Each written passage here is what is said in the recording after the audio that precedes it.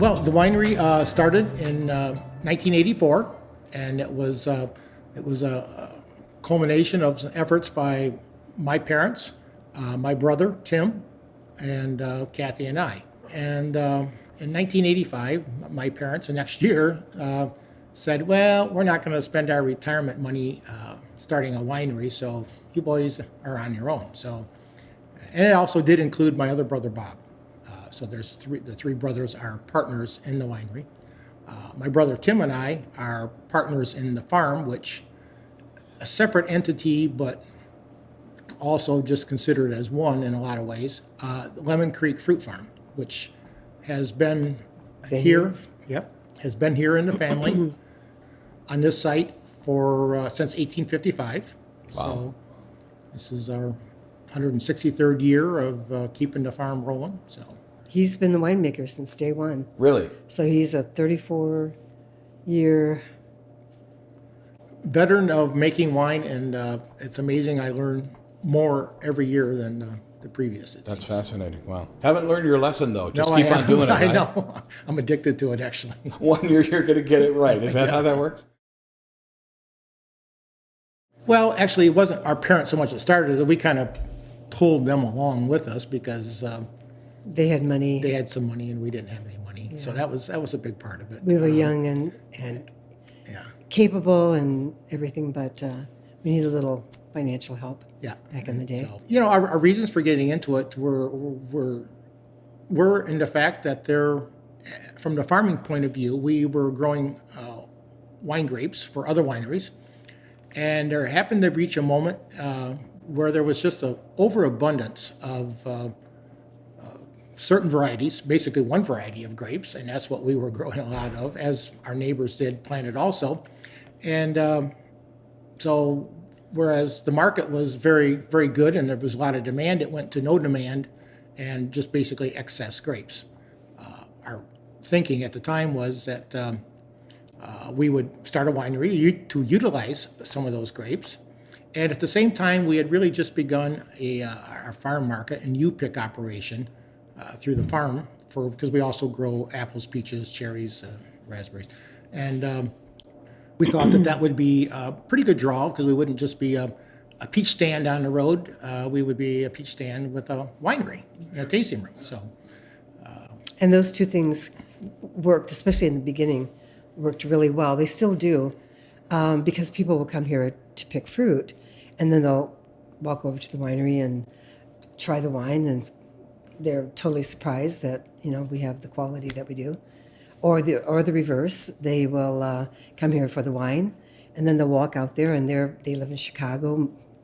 85% of our customers are from Chicago, and those peaches were just picked today, and they've never tasted anything like it. So it does. It's a good combination of businesses to have. Yeah.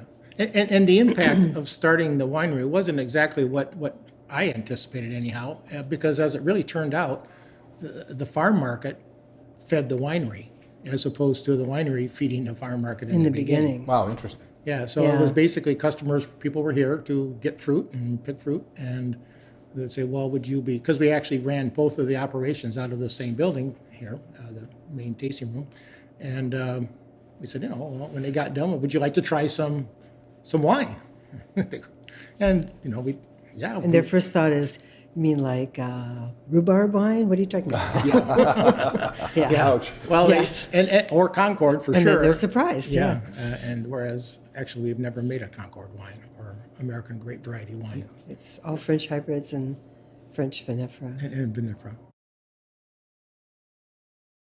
Well, we have about a 300-acre farm, and about 200 of that is in production, with 170 of it being wine grapes, and the other 30 a combination of cherries, peaches, apples, probably a little more. Pears, 30, actually. plums. Yeah, it's probably more like 40 plus, but yeah.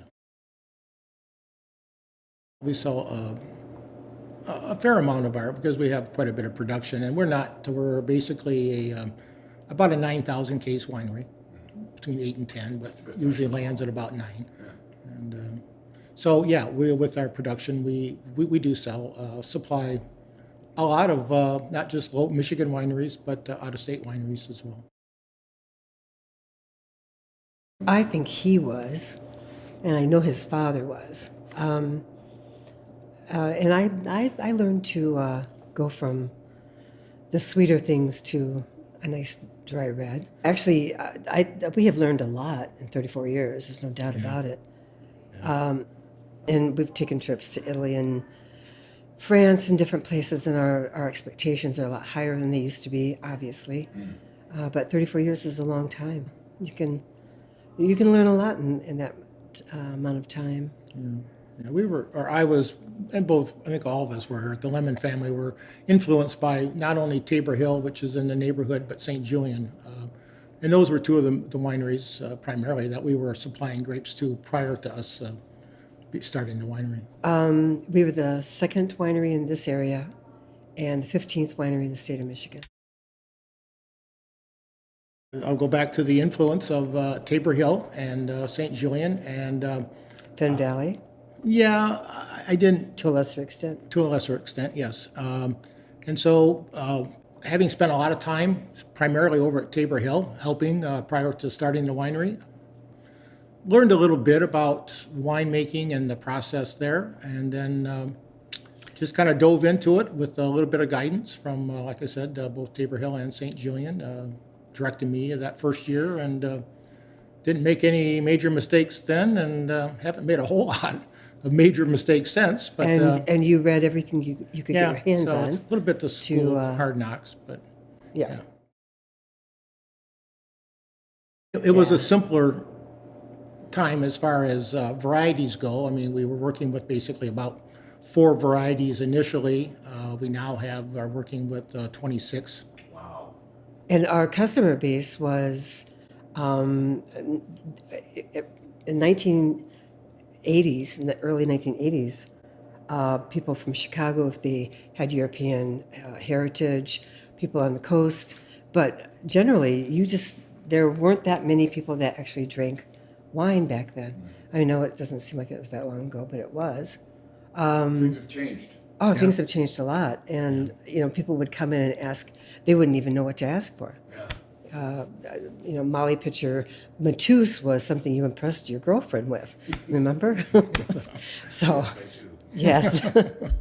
So our customer base really didn't know a whole lot about wine either. And as I said earlier, haven't made, and nor do we still make, nor do we make a Concord or a Niagara style wine, and those were usually the first words, so it's out of their mouth, and, or what they were expecting, and so it was a little bit of a sell to to get them to accept the character of the French hybrid wines primarily then, and we would sweeten them to a point that they would, oh, that's not bad, and minus that Labrusca character that they were kind of looking for, but yeah, it